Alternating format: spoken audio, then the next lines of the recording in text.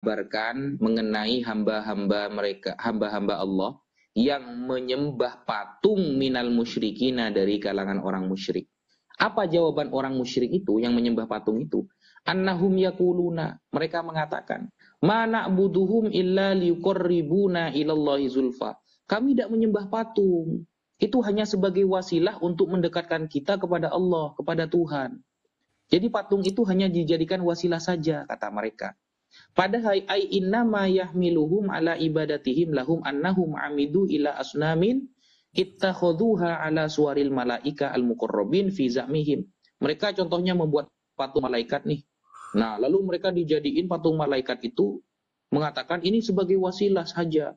Intinya kita tetap menyembah Allah, begitu. Padahal fa'abadu tilka suwar tanzilan lidzalika manzilata ibadatihim al-malaika.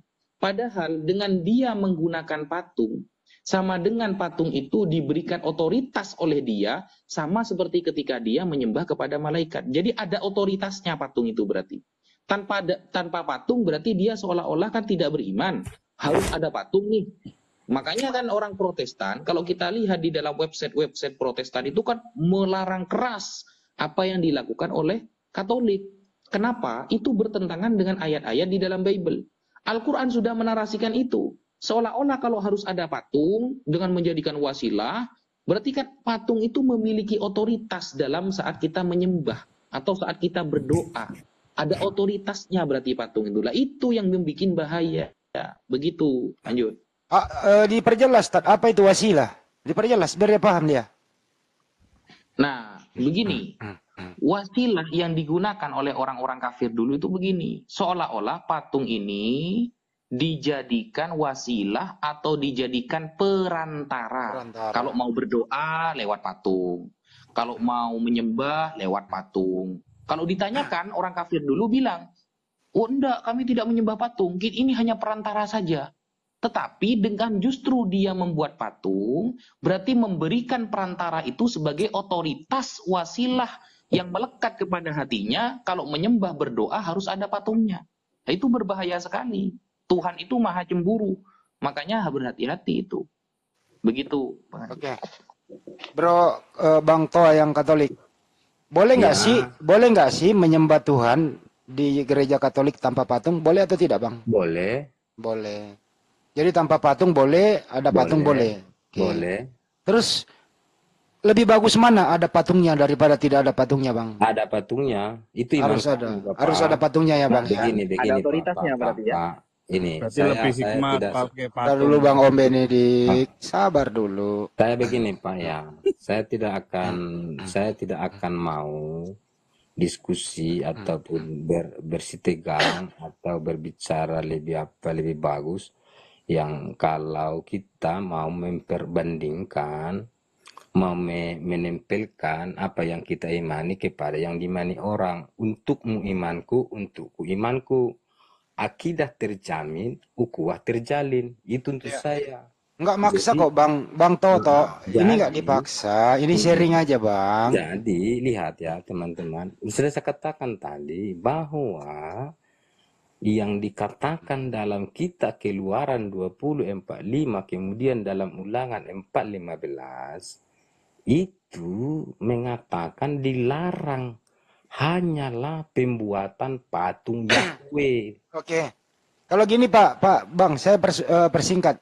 Itu patung untuk gereja Katolik wajib atau tidak, Bang? Wajib. Wajib. Baik. Kalau tidak ada, sebentar Om Benedik, sabar dulu. Loh, aku nggak ngomong, Bro. Jadi kalau tidak ada patung, tidak sah gereja Katolik itu? Bukan gereja Katolik namanya. Oke, jadi kalau tidak ada patung bukan gereja Katolik. Jadi memang harus ada patungnya, Bang. Karena gereja Katolik itu penuh dengan simbol, gambar, dan lambang. Oke, baik. Patung itu apakah patung Yesus saja atau ada patung lain? Patung orang kudus juga ada. Jadi boleh, artinya boleh patung Maria, boleh patung Yesus. Patung siapa lagi boleh, Bang? Orang kudus. Orang kudus siapa, Bang? Itu bahwa dia Santo dan Santa.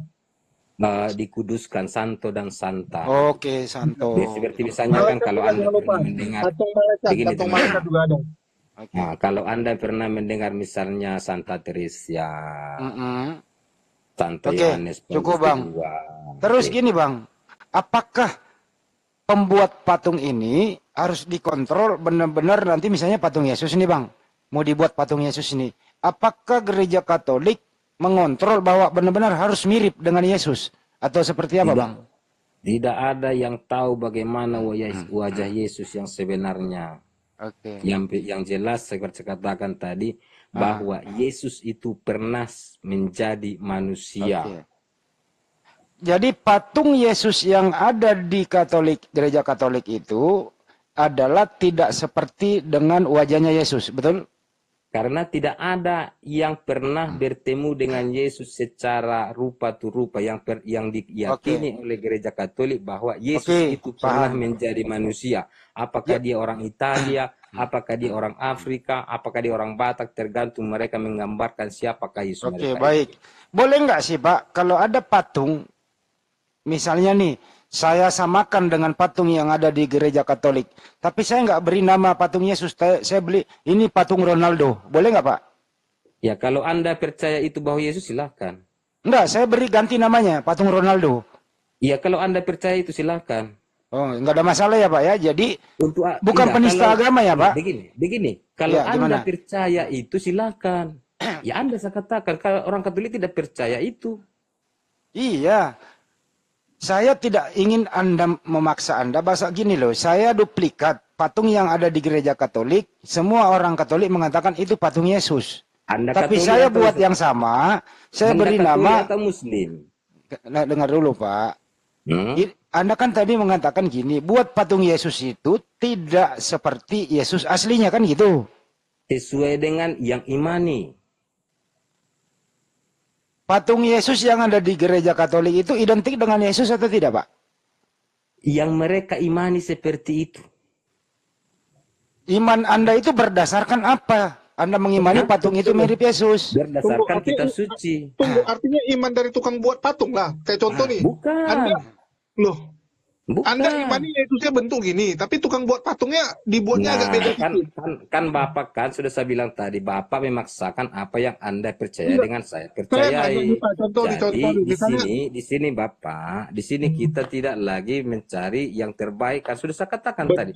Iman untukmu dan iman dengar dulu maksudnya. Tidak terjamin, ukuah terjalin. Itu yang sebenarnya saya mau masuk di ruh. Bang Tota, contoh nih Bang Tota.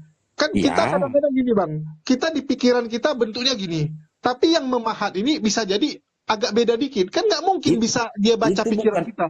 Itu bukan urusan Anda Pak, karena Anda tidak percaya itu. Iya, itulah aku bilang, artinya kan tergantung pembuat patungnya juga kan. Nah, ada perlu Bapak komentar itu karena Anda tidak percaya. Ya sudahlah. Salah percaya dah, enggak Pak. Sudah selesai, enggak. Oke, baik. Oke, jangan dipaksa di sana. Menanggapi belum?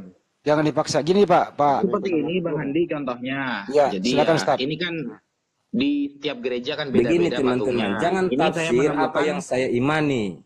Iya Pak. Iya Bang. Tidak maksa kok Bang. Saya menemukan patung seperti ini Pak. Adanya di McDonald. Jadi di McDonald itu ada sebuah tempat untuk orang Katolik yang mau beribadah.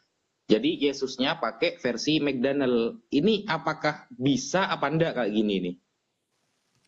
Nah, kalau besok saya gambar Nabi Muhammad bagaimana? Gambar aja Pak. Ini kan gambar aja Pak.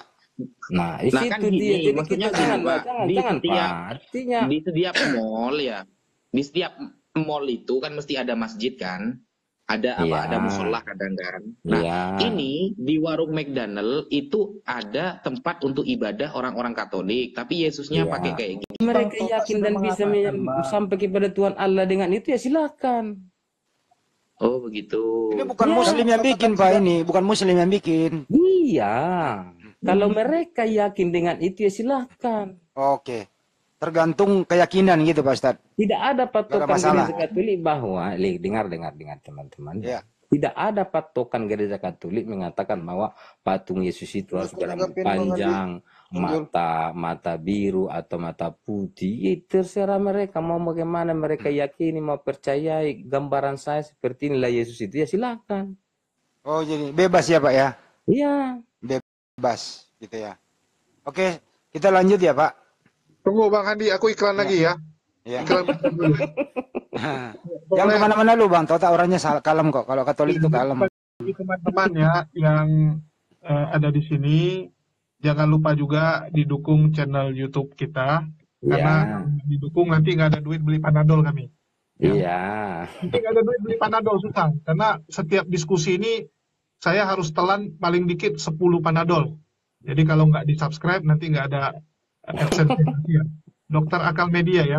Bagus. Bang ya. Oke, baik. Selanjutnya Pak Tato, ini dua pembicara nih. Masih iklan ya? Oh, Naja Media dulu. Lanjut iklannya. Kalau Bang Andi sudah terkenal nggak usah lagi. Oke. Andi Selebes sudah terkenal, nggak usah lagi. Jadi jangan lupa teman-teman ya. Anda ingin nonton balik offline itu ada Naja Media Channel dan Dokter Akal yang baru ya channel. Kalau Andi Selebes Channel udah terkenal, silakan ditonton juga gitu kan. Iklan juga dong gua. Jadi gini, kedua pembicara nih, mana Ustaz Naja? Tuh, Beli naik lagi dong. Beli Panadol Ustaz Wafi. Ya. Jadi bro, boleh nanggapin udah Bang Jol? Naik lagi dong. Dari tadi saya tunggu dan. Siapa yang mau nanggapi? Jol, dengar suaranya? Udah, terserah. Dari tadi saya udah nunggu. Saya ada mau saya tanggapi dari tadi nggak? Silakan. Kesempatan ini. Ya, dari tadi pembicaraan kita fokus dilaporin dia. Fokus mengenai tadi. Oh. Ganti ini Ustaz. Ganti akun naik lagi. Banyak akun nggak kan? Ya. Ganti akun Ustaz. Boleh saya lanjutkan? Soalnya malam ini aku pengen tanya Ustadz Wapid sampai subuh. Silakan Bang. Oke.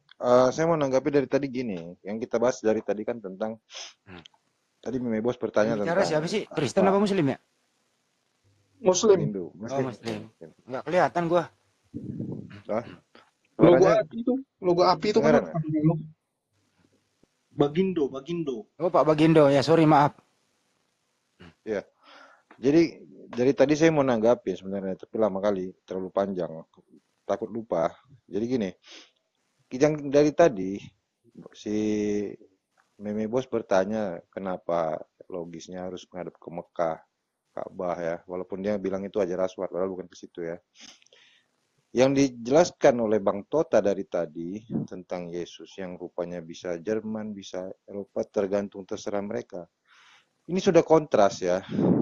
Dalam ajaran Islam itu ada ketetapan, ada sesuatu yang tidak membingungkan.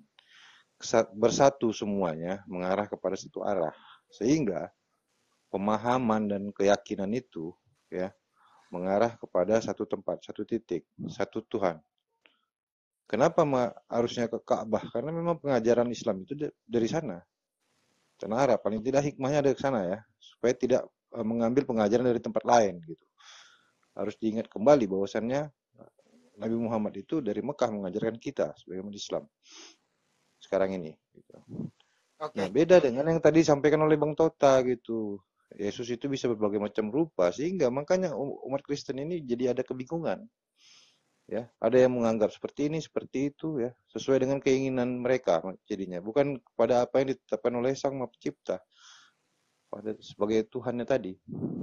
Ya kan udah dibilang beda kita sama mereka gitu. Tidak ada kebingungan, Bang. Tadi udah dijelaskan Ustaz Wapi. Tidak ada kebingungan. Itu kontrasnya makanya dari tadi itu kan. Karena tadi kan topik kita tadi kan ke sana gitu. Masalahnya kan ke situ. Oke, ya. Cukup ya Bang. Tadi udah dijelaskan sama Ustaz Wapi gitu ya. Pak Bang Tota.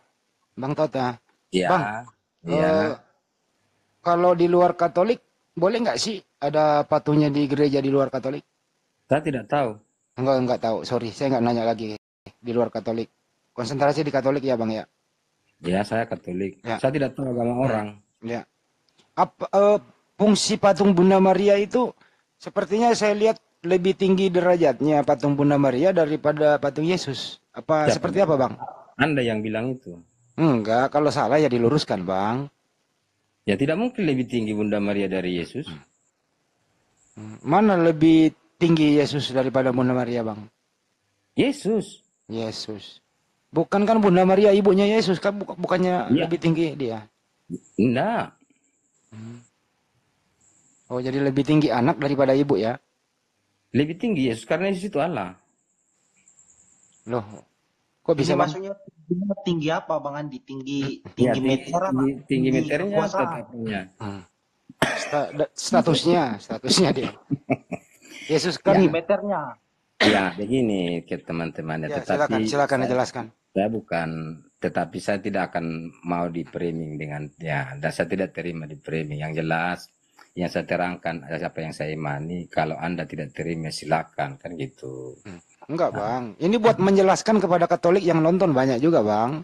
Nah, jadi silakan bang. Begini titik berangkatnya ya. Allah itu katakanlah memakai atau menentukan Maria itu sebagai bunda Allah. Dan ketika Allah itu mau menjadi manusia dan berkembang, tumbuh, besar, dan dilahirkan oleh Maria. Kan begitu. Nah, lalu kalau kita menyembah Yesus sebagai Tuhan, apakah tidak mungkin kita menghargai dan menghormati ibunya? Kan gitu. Nah, sedikit ini contoh di Foropan juga saya bawa. Ketika Anda menghargai, menghormati Jokowi sebagai presiden. Jangan bawa Jokowi lah bang. Iya, contoh ini Foropan ini. Atau gubernur lah, kata salah satu gubernur misalnya. Apakah tidak layak Anda menghormati ibunya yang melahirkannya? Oke, itulah yang saya mau tanya tadi bang. Ada dua ya. Kita buang dulu Yesus kan manusia, Bunda Maria juga manusia. Bunda Maria adalah ibunya Yesus. Pertanyaan saya bang, sebagai hubungan anak ibu nih, gitu ya. Apakah ibu yang sungkem kepada anak atau anak yang sungkem kepada ibu? Silakan bang. Ketika Yesus itu sebagai manusia, dia sungkem kepada ibunya. Oke. Kalau dibalik sekarang bang, dibalik nih sekarang nih, yang sungkem Maria kepada Yesus sekarang nih bang ya, yang sungkem sekarang Maria kepada Yesus atau Yesus kepada Maria bang? Yang sekarang setelah Yesus bangkit dari antara orang mati, Maria yang sungkem ke Yesus. Oke. Karena itu itu masih status ibu anak. Hah? Itu masih status ibu anak sekarang. Ketika Yesus menjadi manusia, Maria itu tak ibunya. Maksud saya gini bang, apakah sekarang ini masih statusnya ibu dan anak? Iya. Maka untuk orang Katolik itu Maria itu sebagai bunda Allah. Jadi di surga ini Tuhan Anda masih mempunyai ibu? Saya tidak tahu karena saya tidak pernah ke surga. Enggak, statusnya sekarang bang maksud saya. Kan di dunia ini ibu anak ibu. Apakah di surga sekarang masih status seperti itu? Begini Papa, ya, gimana bang? Yang saya imani, Yesus itu Allah setelah kebangkitannya. Maria itu tidak dibangkitkan secara fakta, logis, nampak, nyata. Tetapi Yesus itu nampak nyata bahwa dia bangkit dari antara orang mati. Dan disitulah dia menunjukkan kealahannya. Oke. Maksud saya gini bang. Dulu di dunia itu yang sungkem Yesus kepada ibunya kan gitu bang. Ya. Menurut Anda sekarang ini Bunda Maria yang sungkem kepada Yesus kan gitu. Ya. Nah, pertanyaan itu Pak, apakah status Yesus dan Bunda Maria sekarang di surga ini masuk status anak atau bukan lagi anaknya Yesus itu gitu loh Bang? Anaknya tetap. Oke. Jadi sekarang di surga ini ya ibu sungkem kepada anak karena anak ini adalah Tuhan gitu ya? Iya. Oke. Itu maksudnya Bang. Boleh nanya Bang? Boleh silakan. Di mana ayatnya Yesus telah bangkit jadi Allah gitu? Gimana ya? Bingung saya. Saya kan dulu mantan Kristen. Kalau setahu saya dulu Yesus itu anak Allah. Allah, anak, atau Allah Putra Roh Kudus itu. Atau Allah, anak, Roh Kudus gitu. Ya. Sekarang kok ada perubahan ya? Bahkan tadi saya ada naik di room Kristen. Itu mereka nggak ada bilang inkarnasi itu bohong tuh katanya, nggak jelas tuh katanya. Itu loh. Ya, Kalau mereka tidak percaya bahwa bohong itu ya tidak usah diimani, pindah saja ke agama lain. Itu biar Iya. tadi sama mikanan ribut di mereka. Iya, Di terserah rumah. mereka loh. Saya Makanya percaya sampai itu. mati pun saya tetap percaya Yesus sebagai Tuhan. Enggak, kalau pemahaman saya dulu Yesus itu anak Allah kan dibilangin, bukan Allah. Iya. Oke lah, Pertanyaan lanjut Bang lah. Andi bagaimana jelasnya? Hah? Pertanyaan Bang Andi nih, Silitonga ini. Maksudnya Iya. bagaimana pertanyaannya? Gini, Setahu saya dulu, Yesus itu ada Trinitas kan ya kan? Allah, Anak, dan Roh Kudus. Atau Allah, Putra, Roh Kudus. Begini, Sekarang Bang. dibilang jadi Allah. Begini, Bang. Kalau Anda sudah Muslim ya tekuni saja agama Muslim. Tidak usah Enggak, lagi. sampai sekarang pun setahu saya gitu. Kalau di Protestan ya. Pak Andi Mungkin ditanya soal- aja, jangan dibantah, ditanya aja. Jangan dipersulit Kalau- teman kita. Begini, kalau Iya. Anda sudah Muslim ya ditekuni saja sebagai agama Muslim. Itu saja. Ya, dipermudah aja. Nah, ngapain lagi bahasa agama Kristen sudah tinggalkan tuh? Kan cuma nanya-nanya, Bang, pengen tahu Katolik itu apa. Kan boleh, Bang. Iya, menurut saya Tolong tapi tutup layar. kalau Ini, Bang, pengennya ya ditanya, tapi kan tidak bisa kita paksakan apa yang kita pahami kepada agama orang. Ya. Artinya Protestan dengan Katolik beda ya berarti ya? Berbeda. Oke, lanjut dong. Beda lah, Bang. Kitabnya juga beda. Namanya saya sudah berbeda, Katolik, Protestan sudah berbeda. Dari sana kata saja sudah berbeda. Mungkin itu yang mau ditanya, Pak Andi. Katolik itu Kristen juga ya, Bang? Katolik itu Kristen juga? Kristen. Tapi Kristen itu bukan Katolik. Loh. Katolik, maksudnya gimana, Bang? Coba. Kristen, Katolik itu Kristen. Tapi Kristen itu bukan Katolik. Oh, jadi di luar Katolik bukan Kristen? Di luar Katolik bukan Kristen? Tidak. Katolik itu Kristen. Kristen itu tidak semuanya Katolik. Oh, begitu. Baik. Ya. Sekarang ini di surga, Bang, ya tadi. Lanjut ya. Ah, jauh kali ke surga, jangan dulu ke surga. Anda tahu saya ada mau saya. Enggak, maksud saya gini, Bang. Jadi di surga itu Dah, Bunda capek. Maria. Jadi di surga, Bang. Ntar dulu, Dunia ini Bang. saja dulu kita selesaikan. Enggak usah Ya, bahas-bahas terakhir, surga. Bang. Jadi di surga itu Bunda Maria menyembah anaknya ya. Saya tidak mau bicara dengan surga. Oke, kembali ke darat. Iya. Andi slow. Karena belum ada yang kembali dari surga tuh. Ya udah, kembali ke darat. Ya. Oke. Kita bikin nyaman lah Bang Toto ini. Dia kan Katolik itu orangnya rata-rata slow. Saya bilang Paham, begini tadi, Bang. Tetap saya pegang itu.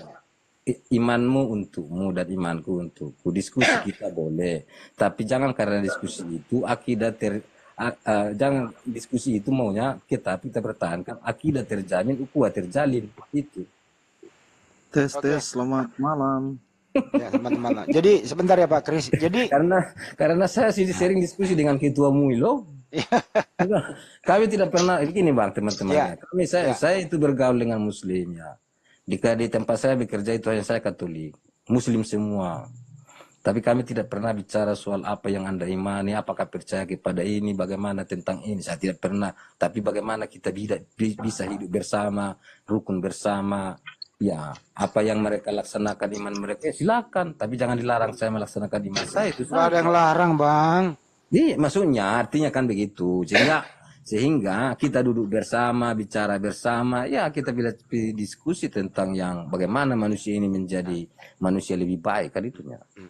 Nggak ada yang larang Abang. Justru Abang diberi kesempatan ini untuk supaya orang lebih paham Katolik gitu loh Bang. Iya. Bang, itu Yesus sama Bunda Maria di bumi itu Bang, itu kan anak dan ibu nih Bang ya? Iya. Iya. Terus kemudian apakah waktu Yesus di bumi itu Bunda Maria menyembah anaknya Bang? Tidak. Tidak. Terus waktu Yesus dan Bunda Maria di bumi, Tuhan yang disembah yang mana Bang? Allah, Bapa. Bukan Yesus. Bukan. Jadi Yesus selama di bumi dia bukan Tuhan ya Bang? Bukan, begini supaya Ya gimana? Itu kan nanti sudah langsung diskusi apa kesimpulan itu. Tadi Abang suruh bawa ke darat, ya saya bawa ke darat lagi Bang. Pola pahamnya Pak, Iya bang, seperti iya bang. pola paham umat beriman Kristiani ya atau umat beriman Katolik itu bahwa ketika Yesus itu lahir di bumi, harus jujur kita katakan, saya juga belum lahir di situ ya. Nah, orang-orang Yahudi itu tidak percaya dan bertanya, bahkan para murid juga yang 12 itu, bahkan ibunya sendiri secara lebih spesifik, dia tidak mengenal siapakah sesungguhnya manusia yang satu ini, orang ini. Misterius ya bang ya. Nah, mereka, jadi para murid sebenarnya kalau kita melihat sejarah ya, para murid pada awalnya itu mereka tidak melihat apa yang ada di dalam diri pribadi Yesus itu sebagai manusia. Nah, mereka baru terkejut atau mereka baru melihat. Mereka itu siapa bang izin? Mereka itu siapa? Para murid. Oh, para murid. Ya, dengan ibunya sendiri ya. Bahkan kalau Anda Bapak Ibu misalnya melihat, menyaksikan misalnya ketika ada mukjizat perjamuan di Kana itu dalam Injil Yohanes itu, Maria mengatakan kepada Yesus itu, mereka kehabisan anggur. Hanya itu dikatakan. Lalu kemudian Yesus mengatakan kepada Maria, mau apakah engkau dengan aku ibu? Itu saja. Lalu kemudian Maria mengatakan kepada para pelayan itu ya, kerjakan nanti kalau apa dikatakan. Jangan terlalu panjang bang, kan jangan. Ini kan juga bukan gereja bang. Kita interaktif lah dikit, boleh ya bang? Iya. Oke. Artinya jadi begini, supaya kita teman-teman melihat ya duduk perkaranya di mana. Enggak, supaya jelas bang, mending interaktif aja gitu loh. Maksudnya nggak usah lah abang beritahu yang tidak ditanyakan kan gitu ya bang ya. Ya model saja, contoh saja. Ya gini bang. Apakah Bunda Maria tahu anaknya nanti bakal akan menjadi Tuhan? Tahu atau tidak menurut abang? Apakah Bunda Maria tahu kalau anaknya itu Tuhan nantinya? Tidak pernah diberitahu Bunda Maria dalam kitab suci. Jadi Bunda Maria nggak tahu kalau anaknya adalah Tuhan? Dia tahu bahwa dia itu mengandung dari Roh Kudus kan gitu, dan dilahirkannya. Nggak ditanya mengandung dari mana bang? Kan udah lahir nih. Bunda Maria nih. Dari situ ini udah dengerin dulu bang. Kan udah lahir nih, dirawat, disusui, dirawat. Tahu nggak nih Bunda Maria, ini bayi saya ini bakal menjadi Tuhan. Tahu nggak kira-kira bang? Enggak. Oh enggak. Jadi Bunda Maria tidak tahu persis anaknya seperti apa gitu ya? Mau menjadi apa? Dia nggak tahu. Itu misteri ya bang ya? Ya. Nah, sejak kapan dan peristiwa apa dari manusia Yesus ini menjadi Tuhan? Peristiwa apa bang? Ketika dia bangkit dari antara orang mati. Oh, jadi peristiwa proses Yesus menjadi Tuhan di dalam kubur ya bang ya? Bukan, jangan salah, itu kesimpulan Bapak itu. Ya, saya bertanya bang. Nah, coba bang. Kan manusia itu kan termasuk Maria sebagai pola pikir yang terbatas ya. Melihat Yesus ini siapakah? Nah, mereka baru tahu yang aslinya bahwa dia itu adalah Tuhan karena dia bangkit satu-satunya orang ketika itu yang bangkit dari antara orang mati. Masya Allah. Iya. Jadi menurut Pak Tota, Yesus itu menjadi Tuhan setelah bangkit. Jadi di dalam kubur, yang dikubur ini belum Tuhan ya? Tidak, saya katakan seperti itu. Oke, baik. Jadi setelah bangkit dari kubur, baru dia jadi Tuhan. Mereka melihat bahwa itu adalah Tuhan. Oke, enggak, jangan mereka. Yesus ini setelah bangkit, dia udah Tuhan apa belum Tuhan? Sesudah Yesus bangkit itu, mereka tahu bahwa itu adalah Tuhan. Oke, artinya itu masih anak Bunda Maria atau sudah enggak, bukan lagi? Tetap yang dilahirkan Bunda Maria. Jadi masih anaknya Bunda Maria yang bangkit itu? Iya, karena dia itu Yesus. Tapi Bunda Maria tahu nggak, anak saya pernah mati, bangkit, sekarang anak saya jadi Tuhan? Bunda Maria tahu nggak tuh peristiwa itu? Iya, tahu. Oh, tahu dia. Nah, dia kan bangkit itu, Bang. Ada 40 hari lah lamanya di bumi gitu ya. Nah, setelah Yesus bangkit itu dia jadi Tuhan, 40 hari itu orang-orang menyembah Yesus yang bangkit ini. Belum ada penyembahan di situ. Oh, belum ada penyembahan. Jadi Bunda Maria belum menyembah anaknya yang bangkit itu ya? Ya. Oke. Nah, kapan Bunda Maria menyembah anaknya, Bang? Kapan? Setelah Yesus tidak ada lagi di bumi. Oh, setelah terangkat. Gitu ya, Bang ya? Ya. Jadi pada waktu itu Bunda Maria dan masyarakat pada umumnya belum menyembah Yesus, jadi menyembah Tuhan yang ada di surga. Iya, karena dia adalah Tuhan itu, maka dia kembali ke surga. Jadi Yesus, Tuhan turun ke bumi menjadi manusia, kembali menjadi Tuhan. Iya.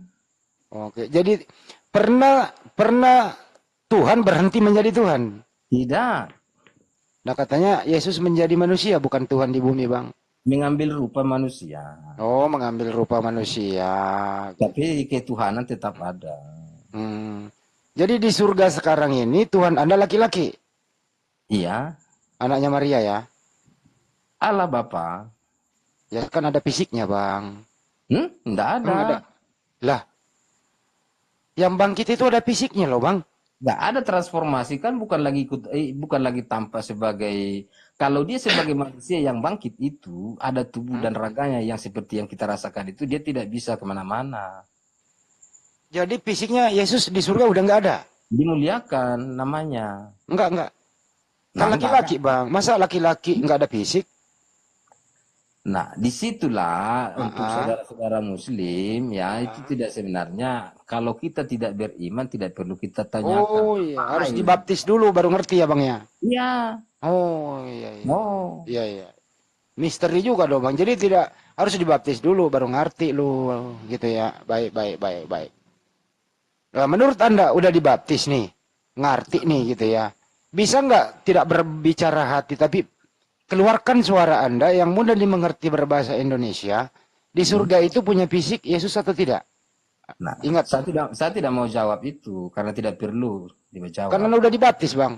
Tidak perlu dijawab, Anda tidak dibaptis. Oke. Baik. Tapi saya harus dibaptis dulu baru saya diam. Hah? Saya harus dibaptis dulu, kalau ditanya saya diam juga. Makanya kembali saya katakan tadi, ya selesaikan pendiskusi Anda, teruskan pelajari sendiri. Oke. Baik.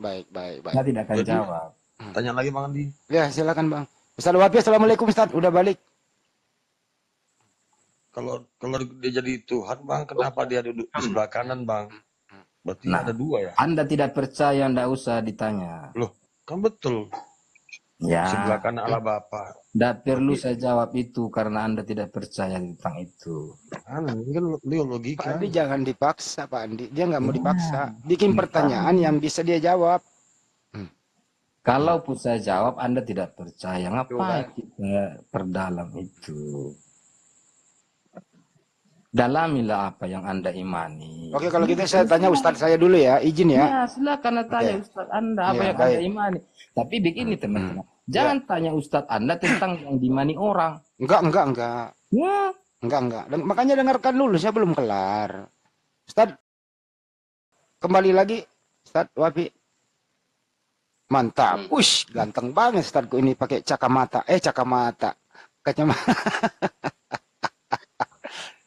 Ustadz, apa konsekuensinya kalau ada konsep menduakan Tuhan? Waduh, kalau sampai menduakan Tuhan itu murtad, syirik. Oke, apakah ada konsep di Islam itu reinkarnasi? Nggak ada. Nggak ada.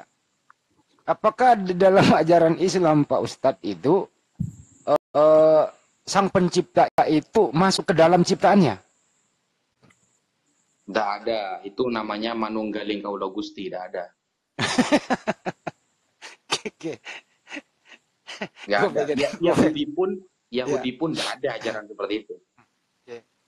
apakah ada ajaran para nabi, ya, Tuhan menjadi manusia? Gak ada. Di bilangan 19 kan sudah dikatakan Tuhan bukan manusia. Menurut Pak Ustadz, ini konsep dari mana ya Pak Ustadz? Ini. Ya. Kalau kita melihat sejarah, sebenarnya konsep teman-teman Kristen itu mirip dengan konsep-konsep pagan Yunani. Maksudnya itu, Tuhan harus hadir ke dunia. Itu kan konsepnya pagan Yunani. Tidak ada dari dulu agama yang mengharuskan Tuhan harus hadir ke dunia. Apalagi alasannya untuk menebus dosa. Itu kan mirip dengan konsepnya Dewa Moloch ya. Dewa Moloch itu harus ada penebusan, harus jadi manusia, apalagi mati di tiang salib. Jadi sebenarnya kan konsepnya mirip-mirip dengan Dewa Moloch dan pagan Yunani. Sedangkan yang kita tahu orang Yahudi punya 13 unsur keimanan. Atau kita katakan selosa asar ikarim. Yang nomor 4. Orang Yahudi berkeyakinan yang namanya Tuhan nggak boleh berjasmani, bertubuh mirip dengan makhluknya, itu tidak boleh, kata orang Yahudi. Itu mirip dengan surah Asy-Syura ayat 11. Laisa kamitslihi syai', begitu Bang Andi. Bang Tota, ada sanggahan tadi, jadi kalau ada Tuhan menjadi manusia, itu nggak ada ajaran para nabi, bro. Itu bersumber dari pagan Romawi, bro. Itu yang Anda imani, bukan saya imani. Jadi jangan tempatkan imanmu ke imanku. Tapi itu berdasarkan